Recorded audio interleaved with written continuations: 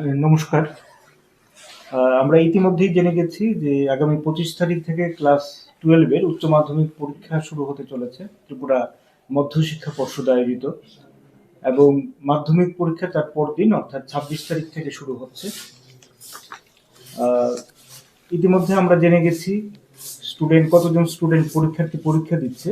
এবারের পরীক্ষা একটা বিশেষত্ব হচ্ছে মেয়েদের পরীক্ষার্থীর সংখ্যা কিন্তু ছেলেদের চাইতে বেশি, প্রায় ৩,০০০ বেশি।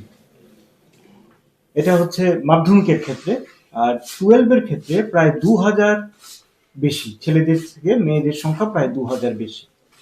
আরেকটা তথ্য দিই যে এবারে প্রায় ১,০১৯টি স্কুল মাধ্যমিক পরীক্ষায় বসছে, যার মধ্যে মাদ্রাসার সংখ্যা হচ্ছে ৭টি, আর ৩৮১টি স্কুল উচ্চ মাধ্যমিক পরীক্ষায় বসছে, তার মধ্যে মাদ্রাসার সংখ্যা হচ্ছে ৪। গতবারের চাইতে এবারে আমাদের মাধ্যমিকের সেন্টার একটি বেড়েছে, ভেন্যু বাড়েনি, সেন্টার একটি বেড়েছে, এবং ক্যান্ডিডেটও আমরা ইতিমধ্যেই স্যার বলেছেন যে ক্যান্ডিডেটের সংখ্যাও বেড়েছে। গতবারের চাইতে এবারে উচ্চ মাধ্যমিকের ক্ষেত্রে সেন্টার বেড়েছে ২টি এবং ভেন্যু বেড়েছে ৪টি।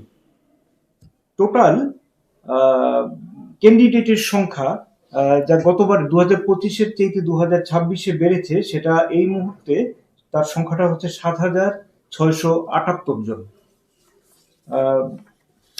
আমি আরেকটা কথা যোগ করব যে ত্রিপুরা মধ্যশিক্ষা পর্ষদ আয়োজিত এবারের যে পরীক্ষা, আমি যদি একটু ডিস্ট্রিক্ট ওয়াইজ দেখি, আমাদের তো ৮টি ডিস্ট্রিক্ট রয়েছে, তার মধ্যে সবচেয়ে বেশি সংখ্যক পরীক্ষার্থী পরীক্ষা দিচ্ছে ওয়েস্ট ত্রিপুরাতে, পশ্চিম ত্রিপুরা জেলাতে। আর সবচেয়ে কম যদি আমরা দেখি, কম পরীক্ষার্থী রয়েছে ঊনকোটিতে। এটা দুটো ক্ষেত্রেই, মাধ্যমিক এবং 12 দুটো ক্ষেত্রেতেই ওয়েস্ট ত্রিপুরাতে সবচেয়ে বেশি সংখ্যক পরীক্ষার্থী রয়েছে, এবং ঊনকোটিতে ছাত্রছাত্রী সংখ্যা তুলনামূলকভাবে কম।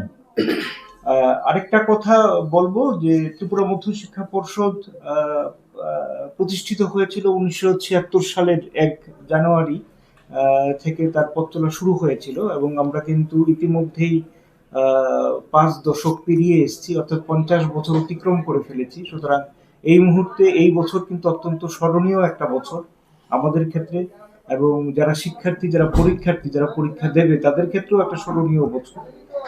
ত্রিপুরা বোর্ডের থেকে অন্তত আমাদের এই আশাই থাকবে, সবার সুস্থতা কামনা করি, সবাই সুস্থভাবে, অত্যন্ত সুন্দরভাবে পরীক্ষা দেবে, পরীক্ষা কার্য আমরা খুব সুষ্ঠুভাবে সম্পূর্ণ করতে পারবো, এই আশা, এই ভরসা রইল সবার প্রতি।